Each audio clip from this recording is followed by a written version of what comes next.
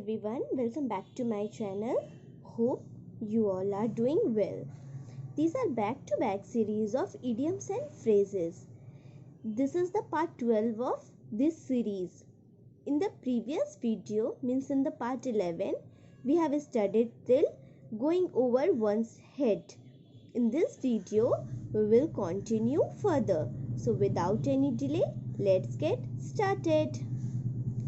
So this one is got down to business, means began to work seriously और गंभीरता से काम करना, मतलब किसी भी चीज़ को सीरियसली लेकर उस पर वर्क करना, सिर्फ मतलब मजाक से टाइम पास नहीं करना, उस पर गंभीरता से काम करना स्टार्ट करना. Then we call got down to business. Now the next one is got on well, means had a friendly relationship, means दोस्ताना रिश्ता, मतलब किसी से अगर फ्रेंडली रिलेशनशिप रहता है then we call got on well.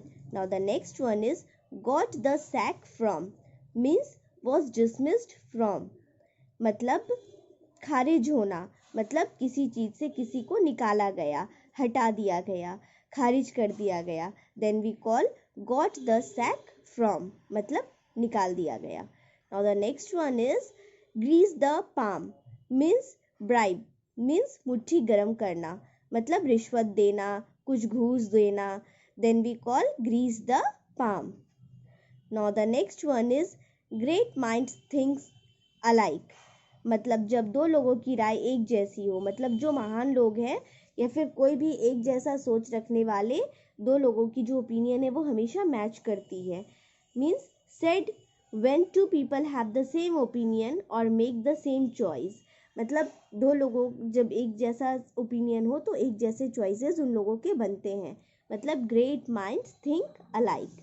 Now the next one is green thumb. Green thumb means to have natural interest in gardening और to have talent in gardening, मतलब बागवानी में स्वाभाविक रुचि रखना. जो बागवानी में रुचि रखता है तो हम लोग उसे कहते हैं green thumb. Now the next one is gut feeling. Gut feeling means strong instinct, मतलब स्वाभाविक भावना, मतलब एक गट फीलिंग आती है ना कि हाँ ऐसा आज होगा, मतलब स्ट्रॉन्ग पॉसिबिलिटी जिसको हम लोग कह सकते हैं. जब स्ट्रॉन्ग पॉसिबिलिटी पता चलता है हाँ ऐसा हो सकता है, मुझे एकदम अंदर से फीलिंग आ रही है, तो उस वाली फीलिंग को कहेंगे gut feeling.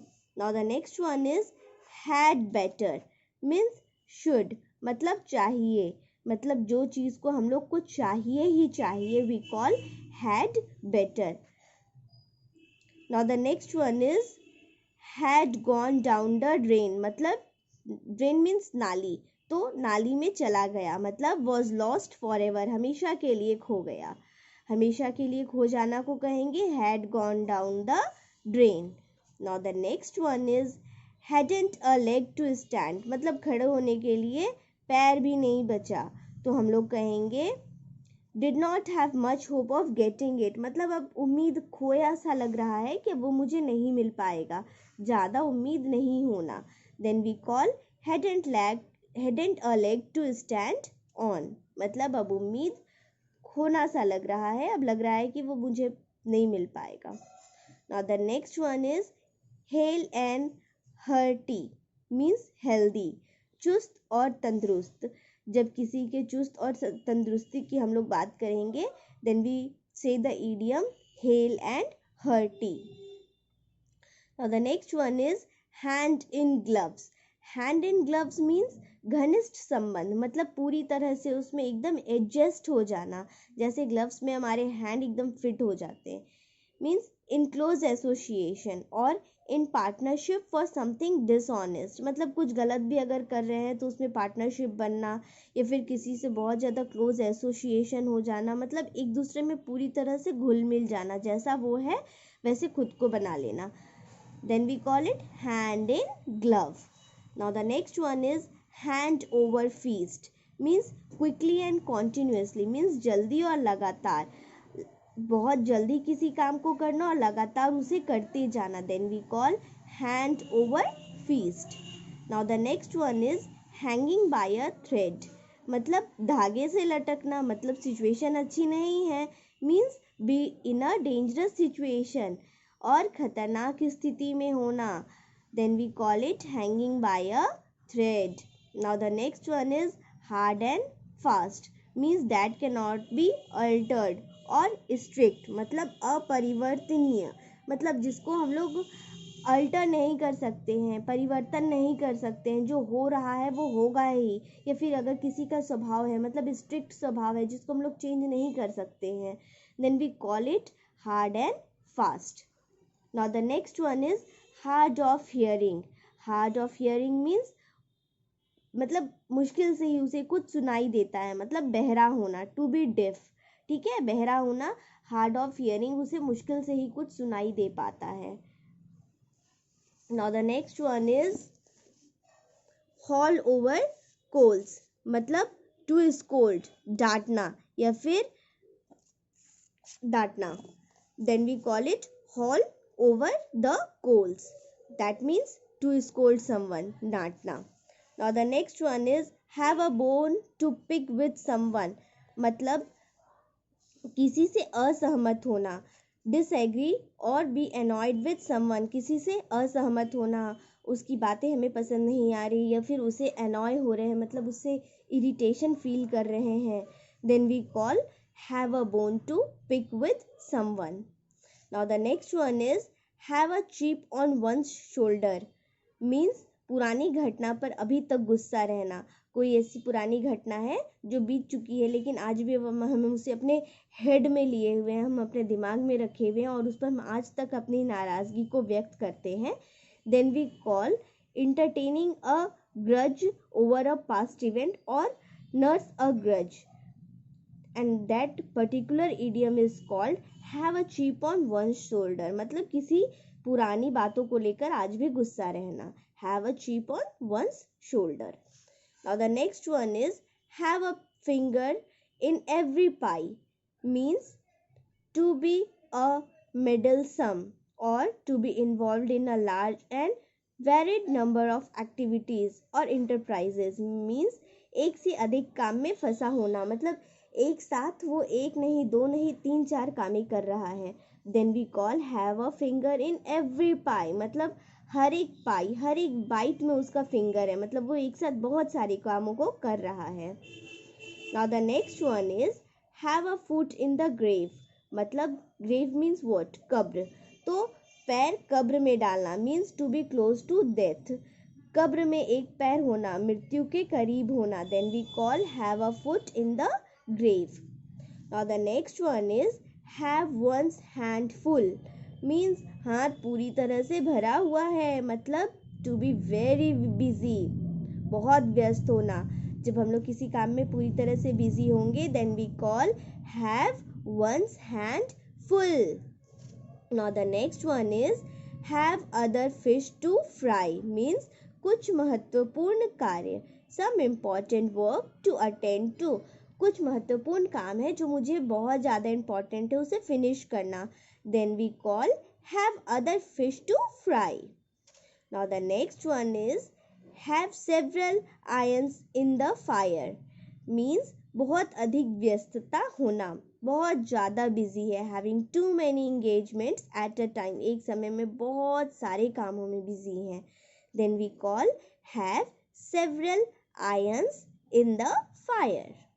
Now the next one is have the ball at your feet, मतलब जो बॉल है वो मेरी फीट में है, मतलब जो सिचुएशन है वो अभी मेरे हाथ में है, मेरे पहुंच में है, to be in the best position to do something, मतलब अभी ये पोजीशन बहुत अच्छा है किसी चीज़ को करने के लिए, देन वी कॉल अच्छी स्थिति में होना, and that particular term is called have the ball at your feet.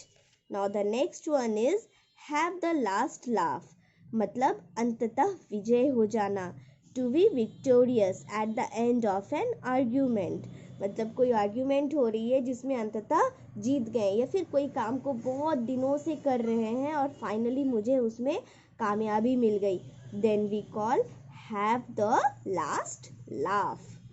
Now the next one is head in the clouds, means दिन में सपने देखना, टू डे ड्रीम, मतलब सुबह सुबह दिन में सपने देखना कि मैं ये भी करूँगा, मैं वो भी करूँगा. Head in the clouds. You know very well that it is a well saying that दिन में सपने देखने से अच्छा है दिन में मेहनत करना. So let it be. Now the next one is head over heels. Now that means प्यार में पागल, madly in love. Then we call head over heels. Now the next one is heads with roll. Means इस्तीफा देने के लिए मजबूर करना.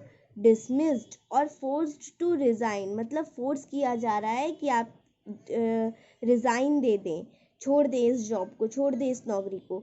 Then we call heads will roll. Now the next one is heart to heart talk, मतलब दिल से दिल तक की बातें. मीन्स खुले दिल की से बात. फ्रैंक टॉक और कैंडिड टॉक, मतलब जिसमें कुछ भी सोचा समझा हुआ बात नहीं आ रहा है, जो भी मन में मिल रहा, मतलब मन में आ रहा है वो बातें कहना. Then we call heart to heart talk. Now the next one is held up, means विलंबित, डिले, किसी चीज़ के लिए डिले करना, देर करना, तो हम लोग कहेंगे held up. Now the next one is helter skelter, means in disorderly haste, अस्त व्यस्त, पूरी तरह से, मतलब कहीं से घूम करके आइए या कहीं घूमने जाइए तो पूरी तरह से घर अस्त व्यस्त हो जाता है. Then we call that particular situation helter skelter. Now the next one is Herculean task, means very difficult task, मुश्किल काम. ये बहुत ही ज़्यादा रिपीटेड होते हैं हर कॉम्पिटिटिव एग्ज़ाम में. Herculean task means very difficult task. Now the next one is high and dry, means नज़रअंदाज किया हुआ, means neglected. Then we call that high and dry. Now the next one is high and low, means हर जगह, everywhere, ऊंचाई में भी और नीचे में भी, everywhere, high and low. Now the next one is high and mighty, means arrogant, means अभिमानी, जो सिर्फ ऊंचे ऊंचे रहता है ना. high and mighty means arrogant. Now the next one is high handed, means overbearing, means रोबदार, मतलब कुछ अपने आप को बढ़ा चढ़ा करके दिखाना. Then we call high handed.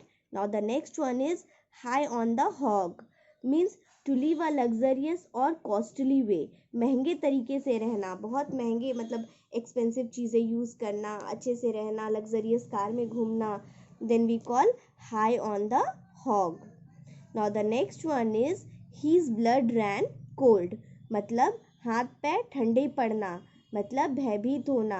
He was frightened, अगर कोई डरा हुआ है तो उसके हाथ पैर ठंडे पड़ जाएंगे. And we call that term his blood ran cold. Now the next one is hit a bad patch, means experience difficulty, means कठिनाई का अनुभव करना. Hit a bad patch. Now the next one is hit the nail on the head, मतलब नाखून से sir पर मारना, hit करना. Then we call say or do something exactly right, मतलब किसी चीज़ को एकदम सही सही कह देना, एकदम करेक्ट कह देना. To find exactly the right answer, सही जवाब देना. Then we call hit the nail on the head. Now the next one is Hobson's choice, means कोई विकल्प नहीं, no real choice at all, मतलब जो दे दिया गया है मुझे वो काम करना ही करना, उसके अलावा मेरे पास कोई ऑप्शन ही नहीं है. We have no other option to do anything else. Then we call that term Hobson's choice. Now the next one is hocus pocus, means meaningless talk or activity, मतलब धोखा देने के लिए की गई व्यर्थ की बातें. Typically design to trick someone, मतलब चालाकी किसी के साथ करना. We call hocus pocus. Now the next one is hold on, मतलब रुकना, to wait for a short time, कहीं पर किसी के घर जा कर के एक दिन के लिए, एक रात के लिए ठहरना. Then we call hold on. So in this video we will do till here only. In the next video we will continue further. Till then, bye bye, take care of yourself.